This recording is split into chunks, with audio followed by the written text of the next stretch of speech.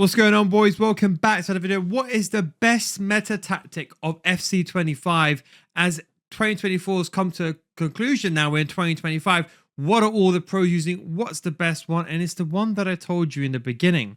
It is the 4-2-1-3. Now, there's two tactics. So in the second part, which later on in the video, I'm going to go over the second tactic, but this is the first one. If you want a tactic that could dramatically improve your performance, this is the one. I remember when I told you when the game came out how important CDMs are this year and the importance of them and why formations with CDMs are the best and will triumph. And now you understand why. Because when they sit deeper, you can defend. And it's always been the case. Don't think this is something new. 4-2-3-1 has been the best formation for the past 5-6 years in FIFA. And FC25 is not very different. And to be honest, the 4-2-1-3 and the 4-2-3-1 are basically identical. In fact, if you always watch my 4-2-3-1 video, I always tell you it basically is a 4-4-1-1. That's the way that I look at the formation. It's basically a 4-4-1-1. The benefit is with two CDMs is they sit deeper. Defensively, you basically defend in the back six because they're never going to go forward. If they're on holding, they're going to stay there. They're going to be available for the pass and they're going to defend. It's very hard to break up against two CDMs that are always in position, especially with a holding defend playstyle plus. Now, quick thing, could you technically make this more defensive by doing something like this? Yes, you could probably even do something like this if you really want to, but you don't really want to do that. You want to put them on holding, let them defend. That way you can run around with them because you know how OP it is just to run around with your sim. That is why, if you're like a Division 4 player, honestly, if you don't even touch your back, if you listen to my defending videos and you copy exactly what I do, you could probably get to Division 1, Elite Division, without even changing anything else, just by changing defending. In fact, from my FC School Series, you know what I teach everyone? The most important thing is defending, because even if you're a garbage attacker, let's say you're rubbish at attacking, you can win, you can get to Elite Division with just a good defense. And the fact that you can just finesse, you don't even need skill now to get to Elite Division. Does that mean you're going to be a good player? No. But you can get forward very, very easily. Now, that's the main thing. You have your back four as well. Center defenders on defend, fullback on defend as well for both of them. And then you have your left wing and right wing. The most important thing is inside forward here. I think it's probably the best role. I actually like inside forward roaming. I actually really like it. I think most of you guys probably might not like it, but I think for the best movement, a role plus in roaming and having, for example, someone overlap is probably, in my opinion, probably the best attacking AI if you're asking me. But maybe we'll make a video on that another day. But that is something that you can do to make it more offensive. But yes, like this, putting advanced forward on the attacker. To be honest, you could put poacher if you prefer poacher. The most important player is this player here. I actually play this player as a shadow striker. Do not use playmaker roaming. You want that player to stay behind the striker, like a center forward, an old school second striker is the way I play this. Don't use half winger. Shadow striker for me, you can actually use it. Castell's not too bad. I don't really like it though. But I think playmaker balanced or shadow striker is the way to go. For those of you that are comfortable with attacking, look, you got two CDMs. You don't have to sweat and worry about defending. Like if you're sitting here and you're like, you know what, I'm not good at defending. I'm bad at defending.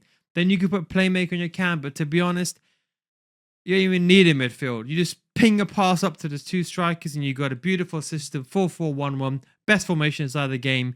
This is no doubt, as I said to you since the day it came out, it was no doubt the best. I remember people were like to me, oh, 4-2-3-1's not good. But as I said to you, don't worry what other people say. Use what's comfortable for you. But as I always said, the two CDMs will always triumph. It doesn't take a genius to work it out. It's always been that way for every single FC. Until they change defending, that's the way it will always be. Now, for the tactics, this is where things, I suppose you can say, go different for me. Personally speaking, I use counter. I always have done. I think it's the most OP with a lob through balls, first time lob through balls. I know they're getting a nerf soon, but to be honest, I don't like balance. I just feel like players that just stand there. I like movement. You know, even if a player runs on offside, they're going to come back onside and they'll be unmarked. No, guys, top tip there. Now, the defensive approach. Now, this is taken from my tactics video a few days ago. If you saw that one, we got the defensive approach on 35. This is one to close the game out. If you want to make this formation more attacking, all you got to do is put this to 75 and that's it. Boom. Now, the reason why this formation is so good is because you defend with 2 CDMs and a back 4, and then you attack with a front 4. So literally, you have everything that you want from this formation. The only thing I would say is you lack that second strike, and that is why I put a shadow strike on the cam, because the player's technically a cam and you build up, one stay forward, but then also they run beyond the striker when you trigger them and you know how to use 1-2s. So that is why I say it's basically a 4-4-2. So that is, I would say, the first tactic. This is probably the best tactic for every single player, whether you're on Division 1, 10, 5, 6, 15. They've existed. But you get the point I'm trying to say. This is the one to go with. Do you want to get better at FC25? Now, before you skip ahead, what if I told you if you joined my FC school and you didn't get better after 1 month, I'll refund your money? I can say this because I've been running my FC school for many, many years and thousands of students join and even stay on. We go over complete in-depth gameplay tutorials showing you both the theory of something and the gameplay examples using real-life examples in a structured format that's like a course. The videos are on a systematic learning system teaching you everything from the core mechanics, the basics to the meta so you can get better as a whole with explanations that go beyond the scope of my YouTube channel. FC School has already started with every single tactical layout, focuses, meta cards, and learn the meta before it even becomes a meta. So come join thousands of others in a mature audience community for those looking to get better at FC25, patreon.com/nilguides, or click the link down below. Now, when you join, we already have a library of hundreds of videos, more than my YouTube channel, in fact, with new videos on FC25 getting constantly added so you'll never run out of content. The biggest mistake people do is they spend thousands of dollars on FP points every year thinking this will make them better, but it won't. But now it's time for you to make that change. Don't forget, if you don't get better after 1 month, just send me a message and I'll refund your money. That's the Nil Guides guarantee. Links down below in the description, patreon.com/nilguides. Okay, so what's the second option? I talked about, okay, that's very good for all players, but the real best formation inside the game is the 4-4-2. Now, the thing is, you have to be good at the game to play the 4-4-2. This is the big misconception, okay? Now, if you're sitting there and you copy pros tactics and you know who you are when you're watching this video and you're saying, the 4-4-2 is not that good for me. The truth is, it's probably the best formation in the game alongside the 4-2-1-3. You just need to have the skill to do it. And it's hard to play the 4-4-2. You have to be, I'll be honest, even sometimes I struggle with the 4-4-2 up against a good player. If you have 4-4-2 versus 4-4-2, literally, it's whoever's going to abuse the game, whoever's the better player will win. Most likely, most time, if I'm up against someone that's abusing the game and they're a good player, honestly, it's very hard to play against them, especially with my style, like abusing the game. But honestly, it's very, very hard. But for pressing the ball and the amount of presence that you have, I think especially if you go with something like this and you have a high defensive approach, I think maybe more. For the 4-4-2, I think I prefer balance because I like triggering the runs myself, personally speaking, because you lack that midfield option. But I go with a high depth. You put so much pressure. Like, you know, if like let me tell you this from my perspective. When I'm versing a weaker player, they're in trouble because I just go and I just go at them and they have nowhere to go. They got no room. They got no room at all, and they're basically stuck to a tight space. They always make mistakes. I'm basically forced my opponent to make a mistake now. Holding center mid, I'd probably say go with one box to box or one playmaker like this. So you have one person staying back and then one of my strikers, have them on poacher. I think personally speaking, this alongside the 4-2-1-3 is the two. Look, if I could just choose two formations, I will literally choose those two. The 4-2-1-3 to defend and to start the game with. And then this one to apply pressure and be more aggressive. What are all the pros using? They're using the 4-4-2. Now, I do think, as I said, for most people watching this video, you're better off just using a formation with CDMs. This is a very attacking formation. It's attack heavy. You really got to know what you're doing.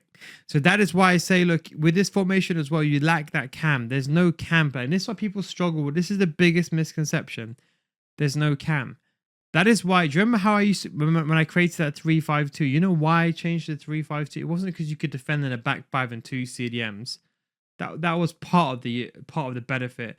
But the real benefit was when you attack, you basically attack with two in the left mid, right mid, two strikers and a cam. It's the most perfect attacking system at 3-5-2. So unfortunately, it's been nerfed a lot this year. So that is why 3-5-2 has really fallen down the pecking order. But this is probably the best formation alongside a 4-2-3-1. So if you were just to use two formations, these would be the ones to go with. Now, having said that, the 4-4-2 holding is with CDMs. The 4-2-2 is basically the same as the 4-4-2, but just a bit more defensive.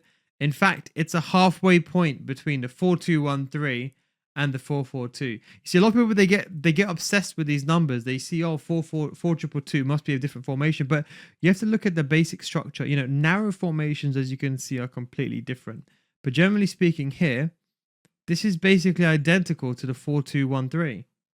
You see the only difference is you don't have CDM. So people get too obsessed with the numbers here, but just look at it. Look at the player positions. That's the most important thing. You know, for example, like the 4-2-1-3, it's similar. It's so similar to this formation. This one's more attacking.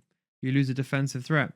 And you can see the 4-2-4, which in my opinion is the better 4-4-2. This is the best pressing formation inside the game.